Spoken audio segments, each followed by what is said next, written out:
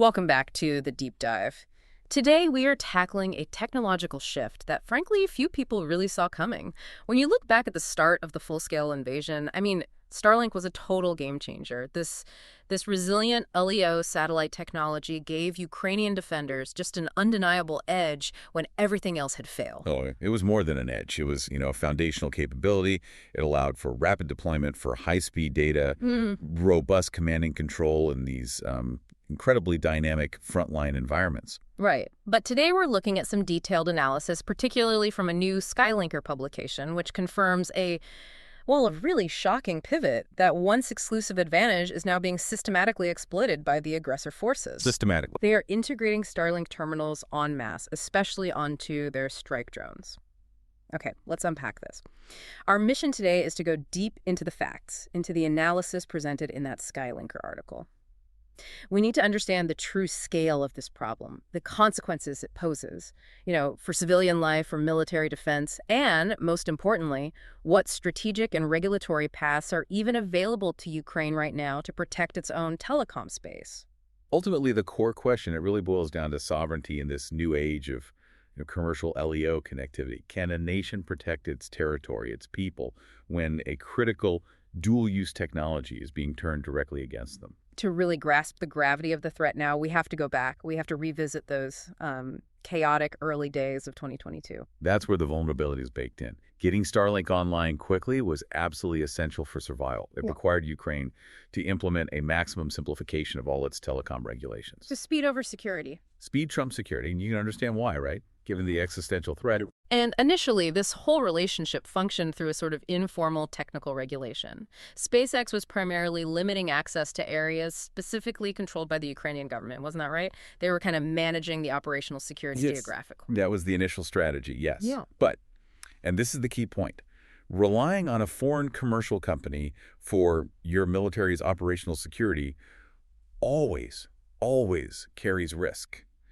When those early so-called scandalous episodes of unexpected disconnections happen, which often impacted key defensive maneuvers, it forced a massive strategic recalculation, a huge one. And that recalculation became the critical agreement the source material highlights. What exactly was the nature of that pivot in the agreement with SpaceX? It was a crucial compromise, and it's rooted in international law. SpaceX agreed not to restrict access within the internationally recognized 1991 borders of Ukraine. Okay, so that means the service works whether the territory is currently under Ukrainian control or temporarily occupied. Precisely.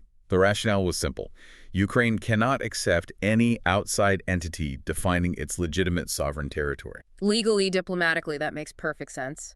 But in the context of an active war, it creates an enormous practical problem. A huge one. While the service is effectively blocked on the territory of the aggressor state itself, they can't just use it inside Russia, its availability within those occupied zones, which are, internationally recognized as Ukrainian territory, has fundamentally shifted the balance. What started as this vital lifeline is now being exploited systematically by enemy troops operating just across the line of contact.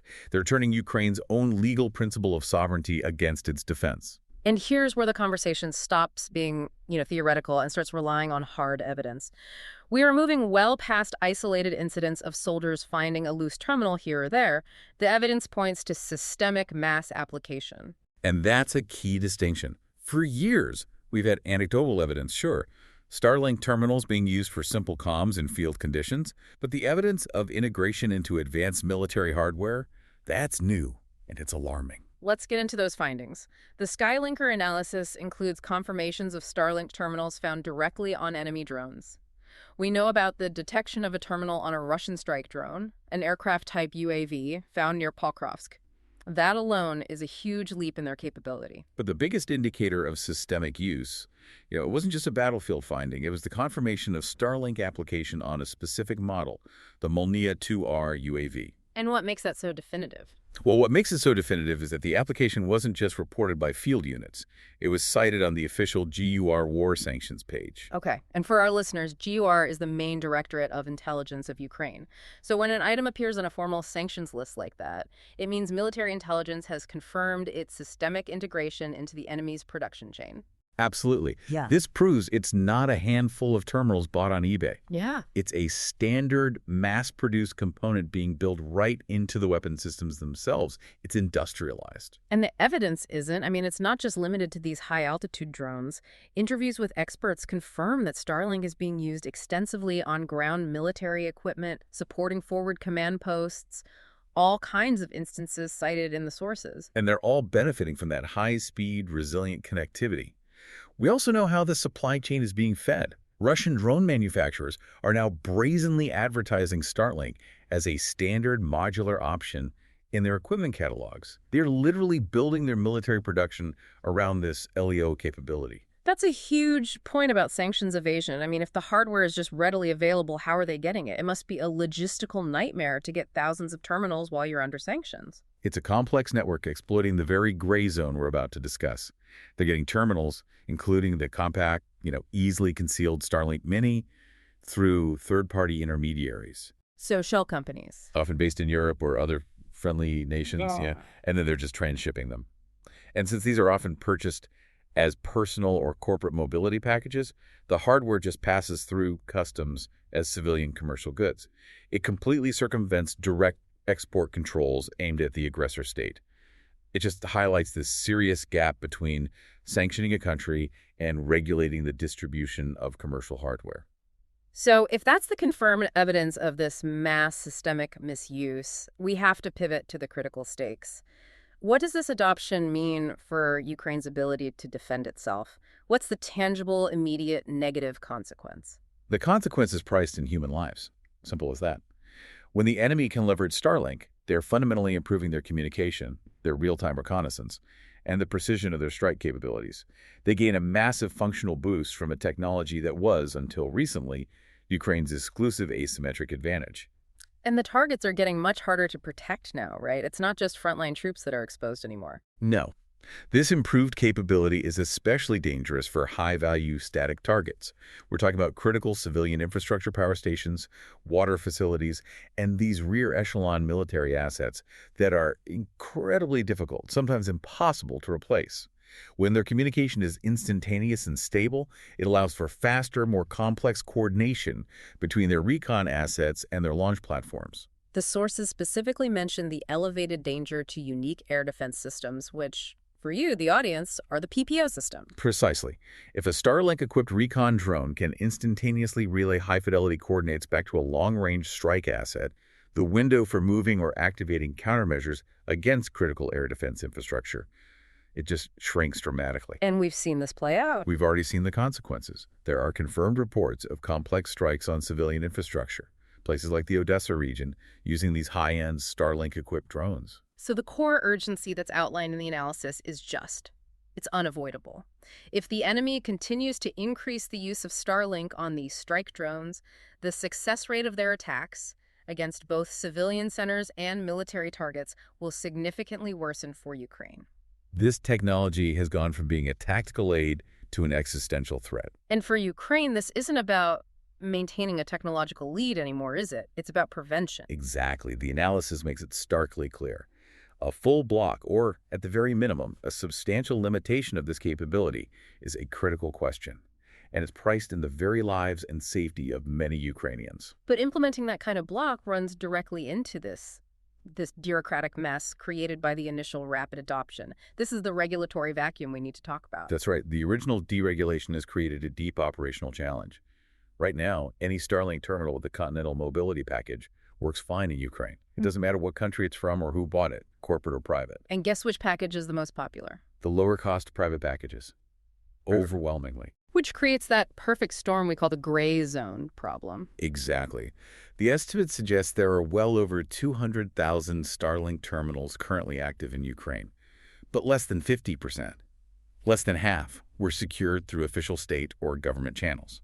So what does this all mean in practical terms? It means that more than half the service space, all those personal terminals purchased in Europe or through these unofficial means, they're essentially invisible to national regulatory bodies. And the problem is compounded by the lack of official national resellers and just the difficulty for military units or organizations to contract services officially.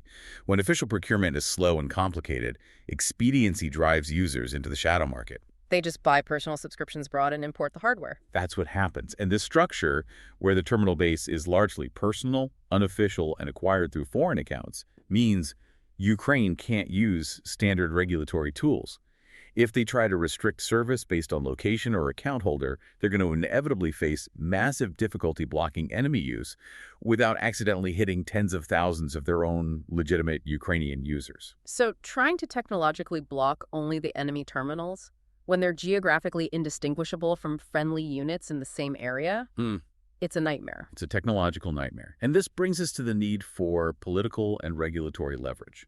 This is where we need to look globally. The analysis points out that Starlink is a multinational commercial entity, and it's already learning to comply with incredibly tough regulatory requirements in other countries. We actually have precedents for these kinds of specialized controls. The case study from Kazakhstan is particularly illuminating, especially regarding national sovereignty over data. Their regulations mandate that all network traffic from Starlink must be landed, meaning it's virtually or physically routed within the national segment of their territory. So if all that traffic digitally touches Kazakh soil, the government can then apply all of its existing national rules, including things like censorship or content monitoring, to the service. That's total control over the data flow. That's one model, a strict data sovereignty requirement. Then you can look at the highly sensitive situation involving Israel. Here, the approach is geographic and security-based. Starlink terminals cannot be activated in certain sensitive territories, specifically the Palestinian territories, without express and special approval from the relevant national security structures. That sounds like a clear example of using managed whitelists or blacklists tied directly to security geography. It is. Precisely. So if Ukraine were to implement something like this, their focus wouldn't necessarily be on data landing, but on defining specific activation procedures and strict roaming regulation rules tools that are currently absent because of that initial deregulation.